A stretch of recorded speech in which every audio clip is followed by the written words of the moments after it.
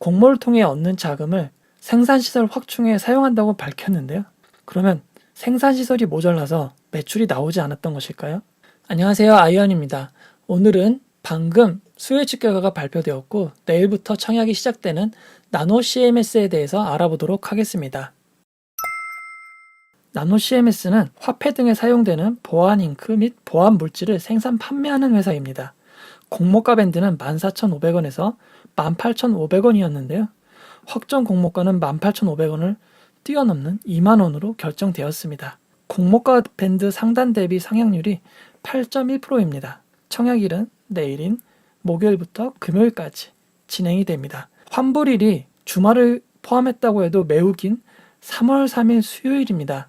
3월 1일이 3일절로 휴일인 영향이 있는 것 같은데요. 대출을 이용하시는 분들은 5일이나 되기 때문에 매우 주의하셔야 될 것 같습니다. 상장일은 3월 9일 화요일입니다. 나노 CMS의 사업 분야에 대해서 알아보도록 하겠습니다. 보통 우리 눈으로는 이 가시광선 영역대만 보이는데요. 이 외의 영역인 적외선, 자외선의 성질을 이용하여 눈으로 보이진 않지만 특수 장비로 화폐나 여권, 신분증, 상표 보안 등에 사용할 수 있는 기능성 보안 소재를 만드는 기업입니다. 5만원짜리 화폐를 예로 들면 눈으로 봐서는 이런 문양이 나오지 않는데요. 자외선 유기형광 안료를 적용하면 특수 장비로 이렇게 보이게 됩니다. 이런 안료, 잉크 등은 쉽게 구할 수 없기 때문에 위조 지폐를 만드는 곳에서 사용하기가 어렵습니다. 매출 내역을 살펴볼 텐데요. 앞에서 살펴봤던 근적외선, 적외선, 자외선 관련한 물질들을 주로 만들고 있습니다. 근적외선 흡수 반사 안료가 가장 큰 매출을 차지하고 있고 적외선 발광체가 그 다음 자외선 유기형광 안료는 셋 중 제일 적은 매출을 올리고 있습니다. 매출처를 살펴보면 매출의 대부분이 한국 조폐공사에서 나오는 것을 알 수 있습니다. 프로챔 MLC는 러시아 기업인데요. 러시아 기업과 200만 달러의 계약을 맺어서 매출이 진행되었지만 2020년으로 완료가 될 예정입니다. 따라서 다른 매출처가 생기지 않는다면 나노 CMS의 매출은 거의 한국 조폐공사에 달려있다라고 봐도 과언은 아닐 것 같습니다. 앞에서 살펴봤던 프로챔의 200만 달러 계약이 2020년 12월 31일까지인 것을 확인할 수 있습니다. 한국 조폐공사 외에 다른 계약은 현재 없습니다. 원가율을 살펴볼 텐데요. 제품에 들어가는 물질의 원가율이 상당히 높은 축에 속합니다. 37%에서 70%까지 차지하는데요. 이렇게 원가가 많이 차지하면 수익을 남기기 쉽지 않습니다. 실제로 매출과 영업이익을 살펴보면 2018년, 2019년은 적자였다가 올해 흑자 전환을 했는데요. 흑자 전환에 성공하였다 하더라도 앞으로 다시 적자 전환이 되지 말라는 법은 없습니다. 매출이 2017년부터 지속적으로 감소하고 있는데요. 다행히 2020년 3분기까지 매출은 전년도를 능가할 것으로 보입니다. 그래도 지속적으로 매출이 늘어나지 않는다는 것은 매우 좋지 않은 일인데요. 나노 CMS가 한국 조폐공사 외에 다른 매출처를 찾지 못한다면 매출이 큰 폭으로 늘어나긴 어려울 것 같습니다. 점점 카드와 간편 결제, 휴대폰 결제가 늘어나면서 현금의 사용 비중이 계속 떨어질 것으로 예측이 되는데요. 새로운 매출처를 빨리 찾지 않으면 매출이 늘기 쉽지 않을 것 같습니다. 그런데 나노 CMS는 공모가를 산정하기 위해 2023년 추정 당기순이익을 사용했는데요. 2023년에는 84억 원의 순이익을 올릴 것으로 추정하였습니다. 그 결과 23,085원이라는 평가 가액을 내었는데요. 앞에서 살펴봤듯이 2017년부터 올해까지는 매출이 크게 늘어난 적은 없습니다. 하지만 예측에 의하면 올해 42억 매출에 4억 9,500만 원의 순이익을 낼 것으로 추정했는데요. 2021년에는 매출이 2배가 늘어나고 22년에는 다시 거의 2배가 늘어나고 23년에는 50%가 늘어나는 것으로 추정하였습니다. 2023년에는 매출이 277억에 당기순이익이 84억이나 된다고 추정한 것입니다. 추정대로 매출과 순이익이 나온다면 공모가는 합당할 거라고 생각이 들지만 만약 매출과 순이익이 추정대로 나오지 않는다면 현재 공모가는 매우 비싼 것이 됩니다.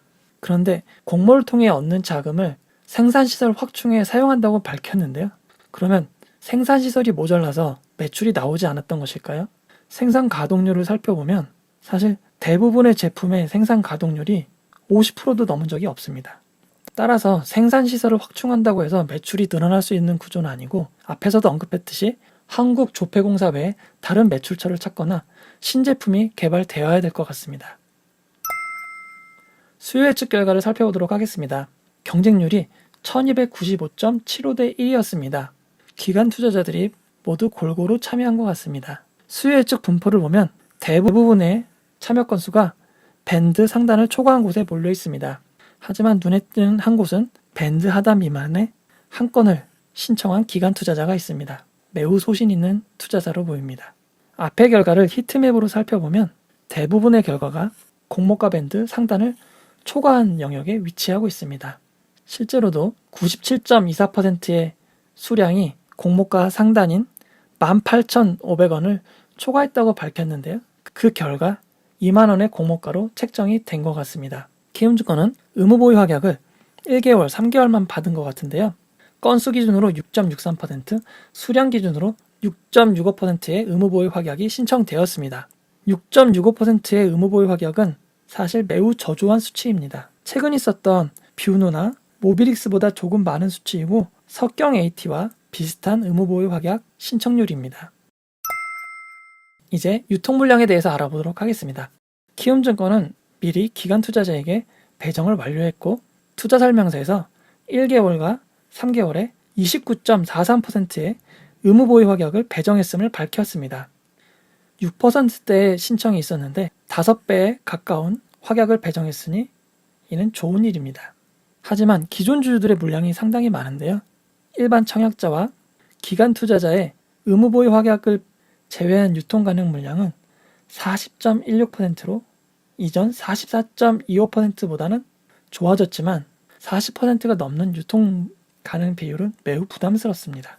하지만 나노 CMS는 공모가 기준 시가총액이 841억밖에 되지 않은 작은 기업입니다.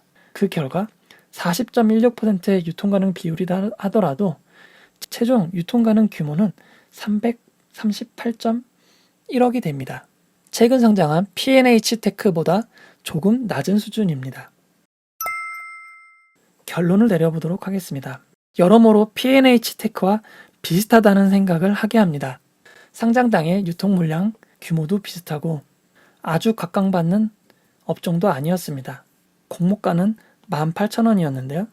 상장당의 손해는 보지 않는 수준으로 마무리할 수 있었습니다. 하지만 현재는 공모가를 조금 하회하고 있습니다.